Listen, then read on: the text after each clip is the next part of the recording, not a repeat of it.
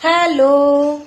তো দেখো আমি তো এবছর কিছু করিনি, তো ওপরে একজন বলছে তুই খাওয়াবি না মানে, এই বাড়িতে লোক খেয়েছে এতদিন, খাওয়াবি না মানে খাওয়াতেই হবে। তো কত কি তো জুটে গেছে নিচে নিচে, আর আমিও কিছু করেছি, মাছ পোস্ত আর পালং পনিরটা আমি করেছি, বাকিগুলো ময়না দিয়ে পাঠিয়েছে। তো বলছে লোক খাওয়াবি না, দাঁড়া আমি একে ওকে মানসীকে ফাল্গুনিকে আর এ তো হচ্ছে মানে হঠাৎকারিতা, এ হচ্ছে হঠাৎকারিতা, এখানে এসেছিল খাবার দিতে, আনলাম চলে আয়, আমার খাবারগুলো অন্তত উদ্ধার করে দিয়ে যায়। তো দেখো,